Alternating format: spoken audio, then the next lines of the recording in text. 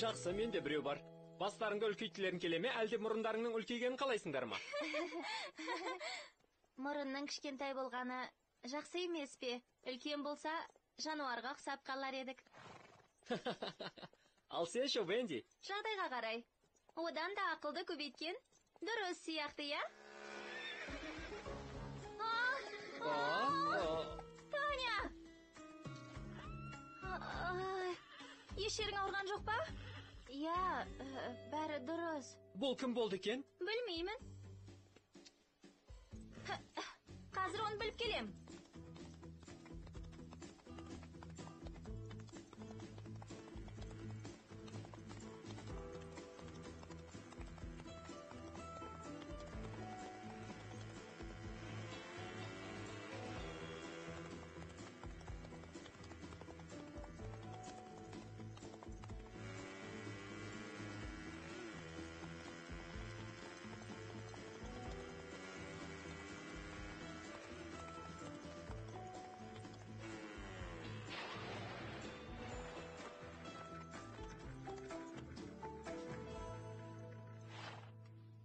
Мен бұрын атпен жарыс көрген жоқ едім.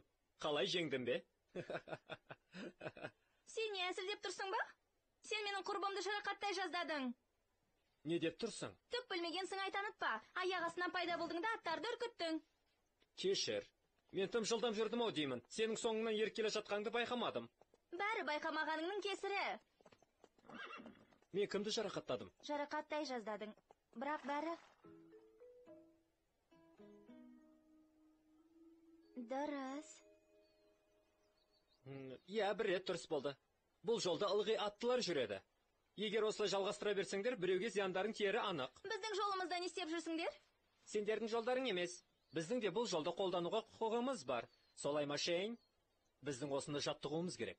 Үлкен жарысқа қатыспақпыз. Және де оған жаттығу үшін бізге жер керек болып тұр. Не болса да, бұл жер өте қауіпті. Қане, бұның несі қиын? Біз бұл жерде 1-2 күн ғана боламыз. Жігіттер, түсінбедіңдер. Мотоциклдерің тек аттарды ғана шошытып қоймайды. Ол жолдарды да бұзады. Жаттығу үшін басқа жер табыңдар. Жоқ, сендерге атпен жүру үшін басқа жер іздеу керек. Себебі біз басқа ешқайда кетпейміз. Сені мен Дикси келіспейтін сияқты. Тыңда, кешір. Бұл қателік болған шығар, жақсы ма? Енді олай болмайды, сөз беремін. Реніш жоқ па?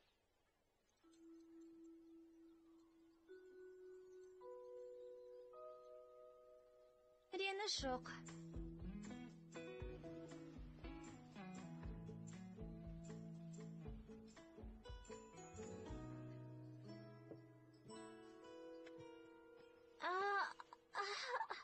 Бәрі жақсы ма? Я, бәрі жақсы. Кішкене ғана ауырады. Негізінде менің байкерлерге жаным ашиды. Байкерлерге ме? Ойлап қараңдаршы. Олар үлкен жарысқа қатысу керек. Біз де тура жарысқа жақындаған күні дайындық алаңымыз жоқ болып қалса не істер едік? Ойлаңдаршы, а? Бұл мүлде бөлек жағдай. Біріншіден, ол жігіттер өте жауапсыз болды. Дұрыс айтады. Егер бізге бір зиянын тигізер болса, жолды олармен бөлісе алмаймыз. Дұрыс айтады. Шаңды бұратып мотоцикл жарысын ат жарысымен салыстыруға болмайды. Байкпен жарысу тіпті спорт емес. Дұрыс емес. Ол да спорт, Венди. Бірақ олармен жолды бөлісе алмайтындығымыз рас. Жігіттерге тойтарыс бергендерің дұрыс болды. Солай шығар.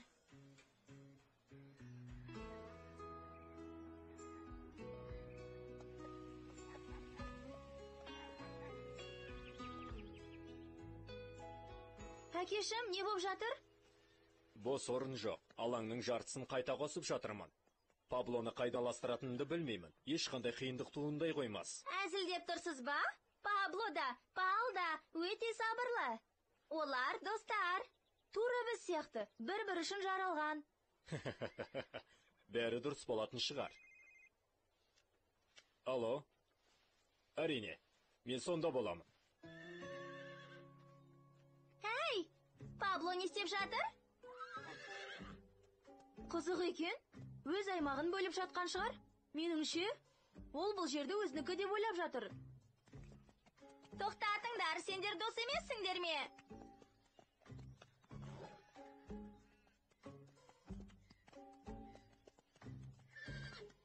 Hey, бұның дұрыс емес. Жер екеуіңе де жетеді. Сен Паблоны ұстай тұра ал, мен Палға шөп берейін. Қане, Пабло, бөліскің келмей ме? Солай сияқты.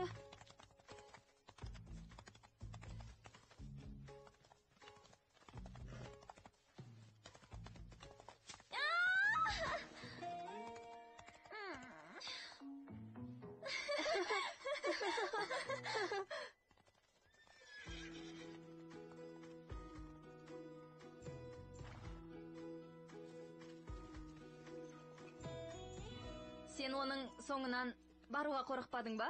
Басқа амалым болмады. Ешкім менің құрбымды жарақаттап, жазасыз кете алмайды. Олар енді мүлдем бұл жолды қолданбай ма? Айтып тұрмын ғой, Шейн екеуміз бір-бірімізді түсіндік. Маған сен. Енді олар жолға ешқашанда келе қоймас. Бұл не?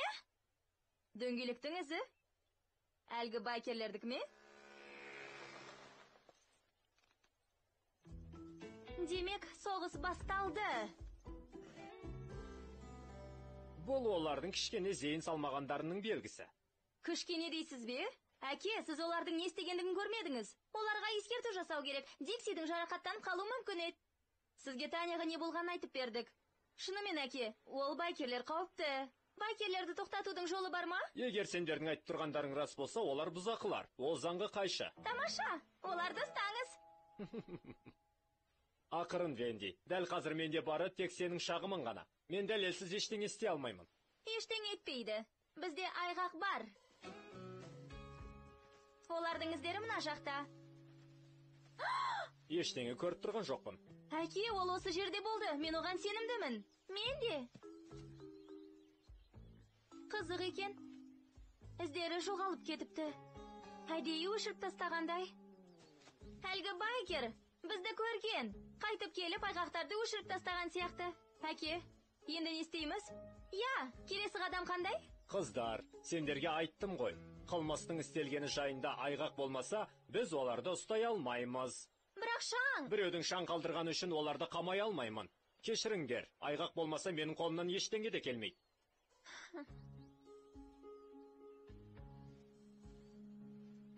Әкемнің қолынан келетін болса, ол көмектесетін еді.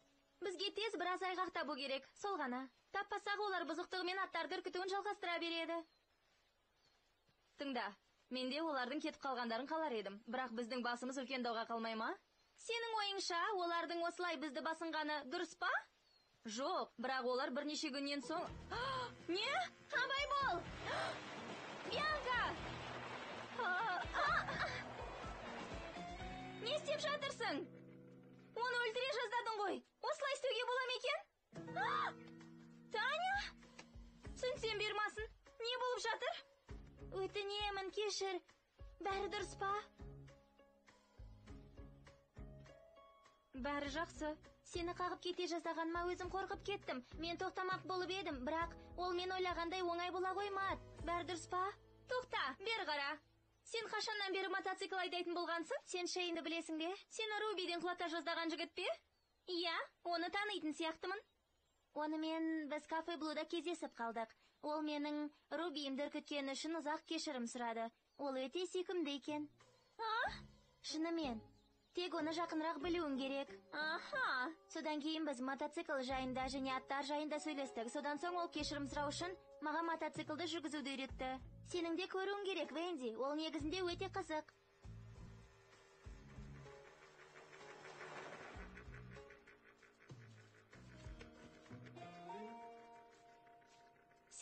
қағып кете жаздадың, оның несі қызық? Сен қарамай тұрып бұрылдың ба? Саған ол қауіпті деп едім ғой. Оның рас. Мен ол жайында да, жылдамдық жайында да ұмытып кетіппін. Ұмыт оны. Венди, мен сені досым деп есептеп қорғап жүрсем, қателескен екенмін.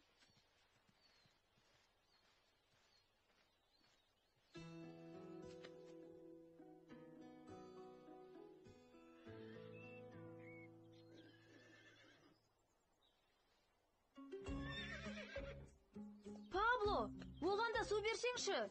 Мүмкін оның көңілін аудара тұру үшін аттың добын берерміз, а? Байқап көруге болады. Пабло, саған не келгенімізге қараш, қызығар ма екен?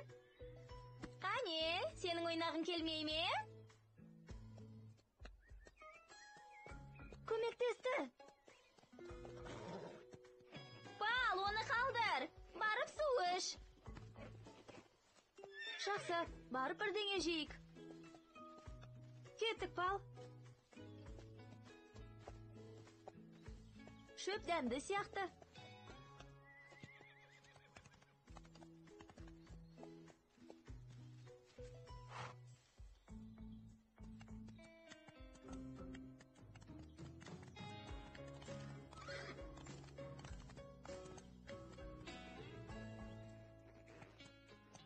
Не істеп кеттіңдер?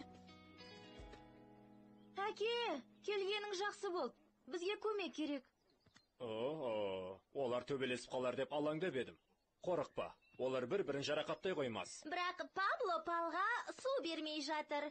Ал біз көмектесейік десек, Пабло Палға жағаласып жүр. Біздің бірдеңе істеуіміз керек. Паблоға жаным ашиды, күні бойы тамақ жемеді. Маған сеніңдер, мен оларды аш қалдыра қоймаспын. Түнде әрқайсысы өз тұрағында тамақтанады. Ал егер жағдай осылай жалғаса берсе, мен оларға бөлек тамақ салып беремін. Жоқ, оларға бөлек тамақ керек жоқ, олар дос қой. Олар бір-біріне үйренулері керек. Достық деген сол. Соны қаласаң, сендердің қандай ұсыныстарың бар? Оларды серуенге алып шықсақ ше?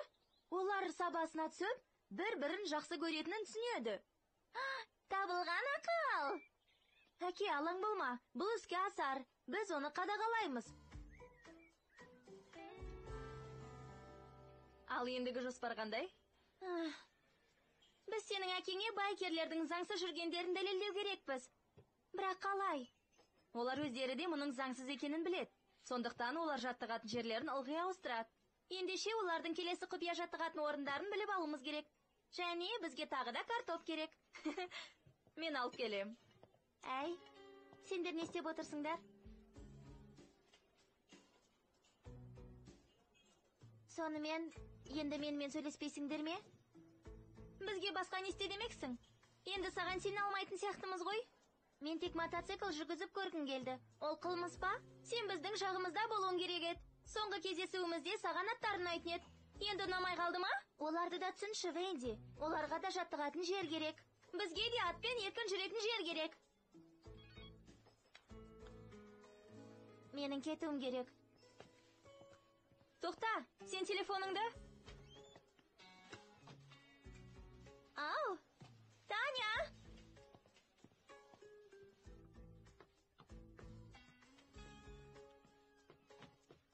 Таня! Саған не керек? Сен мұнаны құлатып алдың. Рахмет.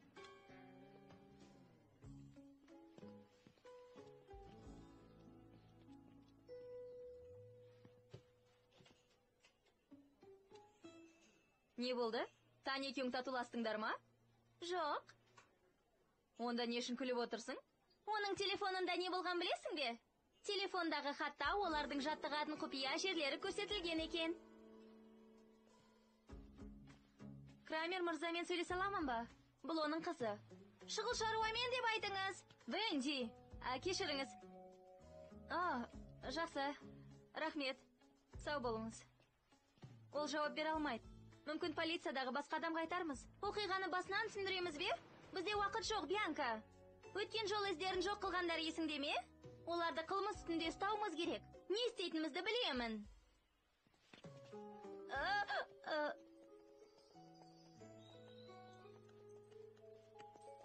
Көрдің бе, екеуі де нағыз достар сияқты бірге жүр. Я, бәсекелес достар.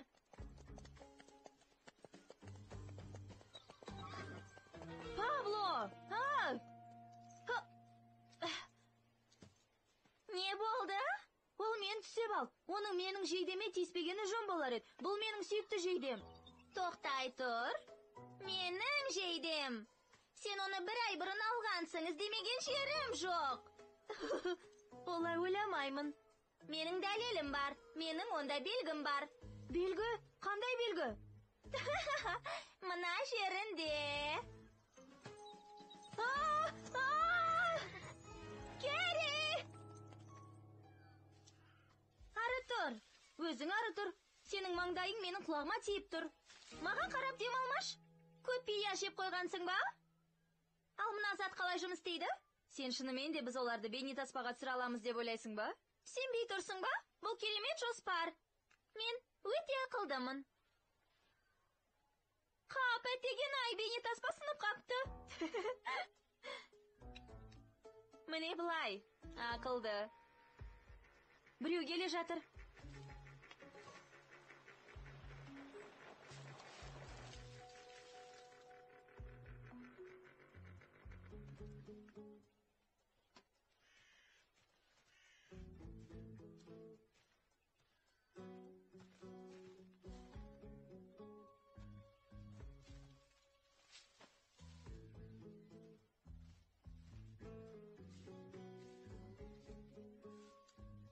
Көріп қоя жаздат.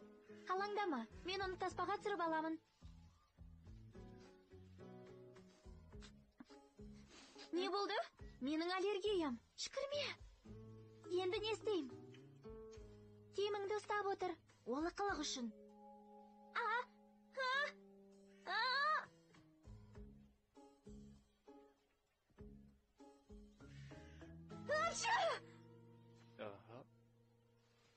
Не істеп тұрсыңдар? Енді ұрлық жасауың жетпей тұреді. Қолыңды тарт. Ұста.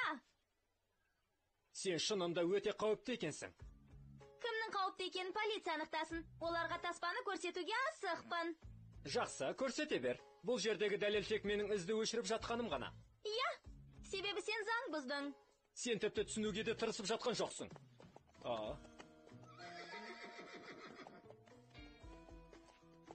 Пабло, мұнда не істеп жүрсің? Көмектесіңдер! Естідің бе? Көмектесіңдер! Джоаннаның даусы ма? Кэрриге бірдеңе болды ма? Мен сені мотоциклмен алып барамын. Міне. Көмектесіңдер, өтінем! Мен Паблоға қараймын. Бар.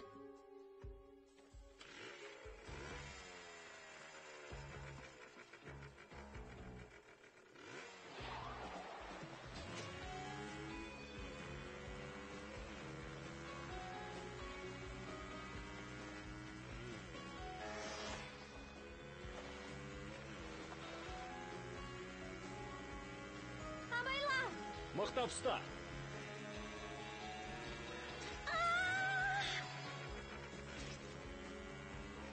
Бәрі дұрыс па? Әне, Джоанна. Мэнди. Келгендерің жақсы болды. Кэрри қайда? Кэрри, бәрі дұрыс па? Жоқ. Мен өрмелеп шықпақ болып едім. Менің ол қолым жетпейді. Бәрі жақсы болады, сөз берем. Атты төмен түсірген қауіпсіз. Енді не істейміз, Венди? Алаңдама, мен оны алып шығамын. Қалай? Төмен түсу өте қауіпті. Менің мотоциклім жолсыз жерге арналған. Бәрі жақсы болады. Жақсы, кеттік. Жоқ, мотоциклде бір ғана артық орын бар. Ал ол Кэрриді алып шығу үшін керек. Ол менің сіңілім. Уайымдама, бәрі жақсы болады.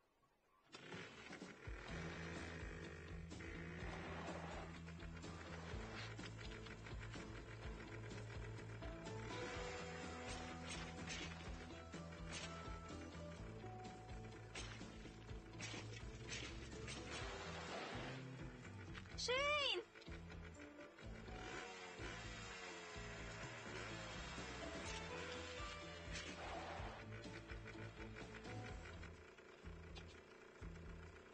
Маған алғыс айтуға асықпа, мақтап ұстап ал.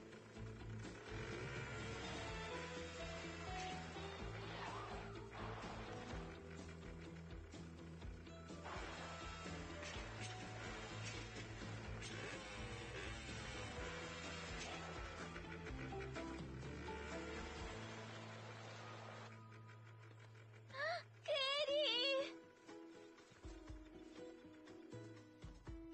Амансың ба? Бәр жақсы. Шейінге рахмет. Рахмет. Оқасы жоқ, көмектескеніме қуаныштымын.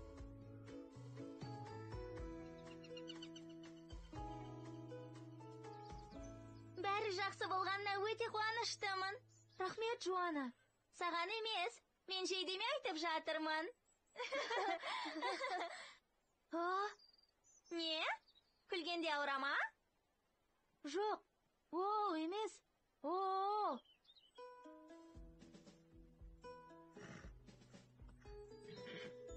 Әй, бұл қалай болды?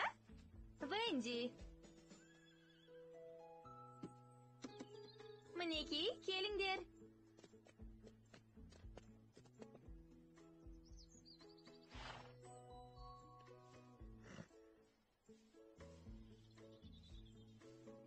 Мен басында бөлек тамақ салып берек деп едім. Ол жағы есімде жоқ. Сеніңше? Жоқ. Есімде деп айта алмаймын. Барлық қиындық осылай оп-оңай шешілсе ғой. Білемін. Байкерлер мен аттылар да жолды бөл салса ғой, бірақ олай болмайды. Әркімге жеке орын керек.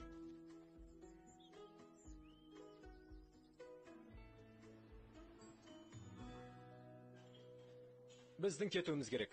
Жарыс басталғанға дейін біраз жаттығып алуымыз керек. Мэнди, менің барлығына көрсететін бейнетаспамда өте қызықты бейне көрініс бар. Шынымен бе? Шейн сенің сіңліңе көмектессе де, сен осылай істемексің бе? Жай ғана мынаған қара. Бұл тек үлкен алаң ғой. Түсінбедім. Бұл не сонда? Мен әкеме сендердің жаттығатын орындарың жоқ екенін айттым. Досымның бос жатқан үлкен алаңы бар болып шықты. Мен онымен сөйлесіп едім. Сендер сонда жаттыға аласыңдар. Рас па? Тек ол жерде заңсыз әрекет жасамасаңдар ғана, түсінікті ме? Мұндайды күтпеп едік. Алғысымызды білдіреміз, мырза. Маған айтпай-ақ қой, Вендиге айт. Ол байк спортының қандай маңызды екенін айтып, бізге өтініш жазды. Шынымен де солай. Мотоцикл спортының шеберісіңдер. Доспыз ба? Әрине. Сен дайынсың ба? Мен қазір келем. Рахмет.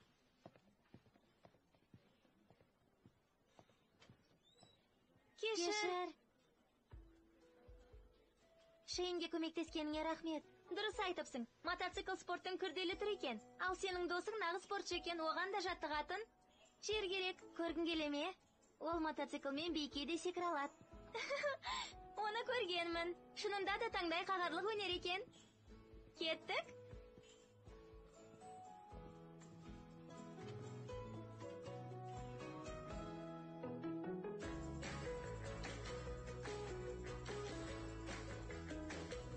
Дубляжның режиссері Алмас Ақажанов, дыбыс режиссері Марат Төлеубаев, аудармашылар Фатима Сыдықбекова, Мадина Жүнісбаева, редакторлар Мәулен Аметханұлы, Сандуға Шесенбекова, мәтінін дыбыстағандар Айнур Бабаева, Тимур Пиязов. Қазақстан телерадио корпорациясының тапсырысы бойынша аударып дыбыстаған Казмедиа Мобайл.